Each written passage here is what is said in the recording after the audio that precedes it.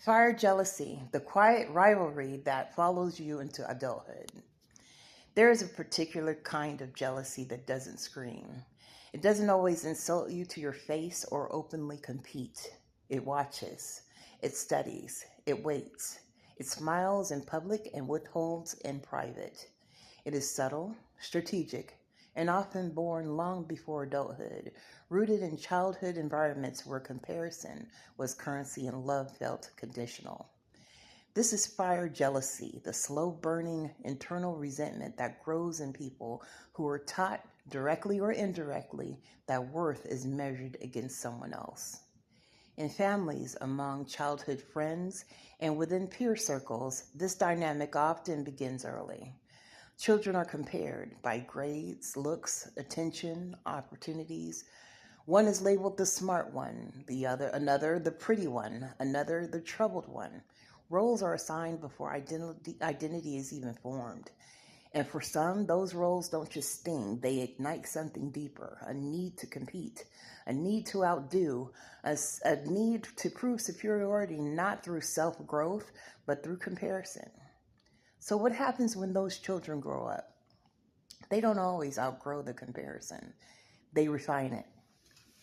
The cousin who quietly resented you becomes the adult who crosses boundaries, pursuing the people that you date, inserting themselves where they don't belong. Not always out of desire, but out of competition, because in their mind, your life is not your own, it is a scoreboard. The friend who left college and come back with a sense of superiority doesn't just carry education, they carry distance. They measure themselves against where you are, not where they're going. And when life humbles them, as it humbles everyone, they circle back, not always out of genuine connection, but out of convenience, out of the need to reattach to something familiar when their constructed identity begins to crack. And then there are the ones who stay close, but only when you're struggling. They show up when you are down, when your life is messy, when your circumstances validate their internal narrative that they are doing better. In those moments, they feel powerful, needed, elevated. But when you rise, when you build something, create something, evolve into something, they disappear. They don't call, they don't support, they don't return calls, they don't celebrate. Because your growth disrupts the role they assigned you. You were never meant in their eyes to outgrow struggle. You were never meant to become a peer. You were the comparison point, the measuring stick.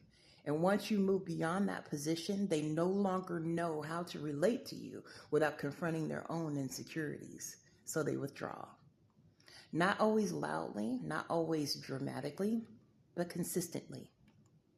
And what forms in you over time is not bitterness, but clarity, a quiet detachment. Not because you hold grudges, but because you recognize patterns.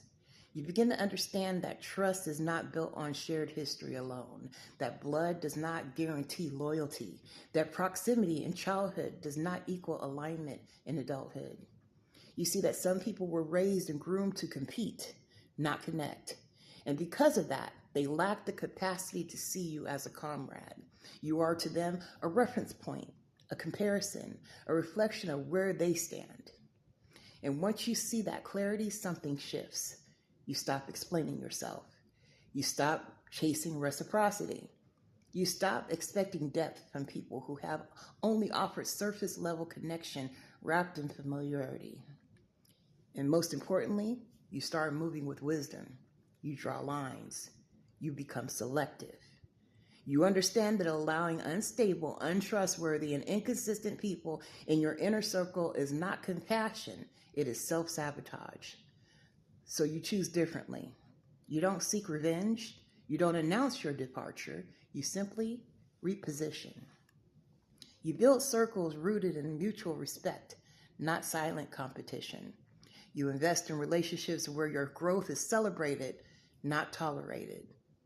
And when those from your past attempt to re-enter your life without having done the internal work, you no longer feel obligated to make space because you have learned this truth the hard way.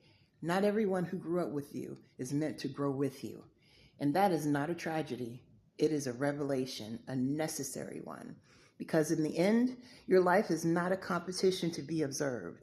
It is a path to be walked. And the people who deserve to walk beside you are the ones who see you not as a measuring stick, but as a mirror of possibility. Someone whose light does not threaten theirs, but inspires it. And anything less than that is not connection. It is comparison. And you have outgrown that.